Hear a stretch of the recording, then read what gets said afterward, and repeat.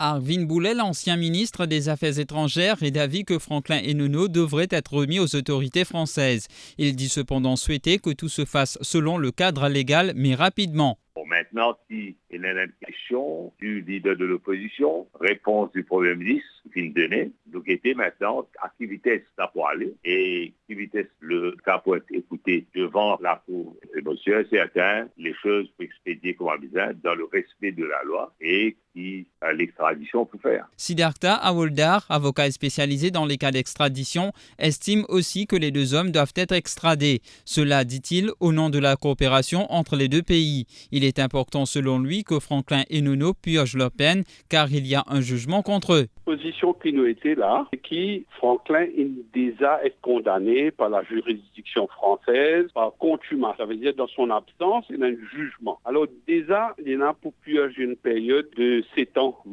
à La Réunion. Alors, dans l'esprit de coopération, l'île Maurice pour bien penche lui-même sur la question de si Libizin coopérer avec la France en voyant pour lui passer sa sentence ces temps-là. Bien sûr, les autres enquêtes qui en cours ici à Maurice pour prendre le temps que ça prendra, mais dans l'immédiat, il est demandé par la France pour puiser sa peine de 7 ans. Offense-là, s'il arrivé dans la juridiction française, c'est la France qui impose sa sentence-là, il faut bien puiser d'abord. Maître Richard Rowe ne se prononce pas sur l'extradition. Toutefois, il insiste que tout doit être fait selon les provisions de la loi. Il ajoute aussi que les autorités mauriciennes doivent s'assurer que les droits des deux hommes seront respectés à l'île de la Réunion. Il faut vraiment faire un general assessment, non seulement des charges qui pèsent contre le prévenu, mais aussi et surtout des conditions de droit qui doivent concerner sa personne. Si ces droits seront respectés, et cela, on ne doit pas permettre que les droits d'un prévenu puissent bénéficier de moins de droits que ce qu'il aurait eu ici, en terre mauricienne.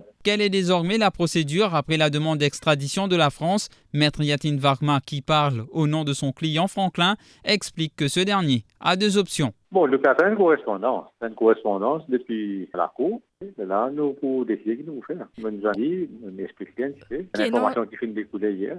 Option N, c'est qui est accepté. C'est que la extradité, option D, qui ne passe pas la Cour. C'est que le magistrat ou la magistrate qui vous décide, ça peut extraditer ou ça non. Reste à savoir la position que vont adopter les autorités mauriciennes dans cette affaire. Pour plus de vidéos, cliquez sur like, abonnez-vous en cliquant sur subscribe et activez la cloche de notification pour rester informé.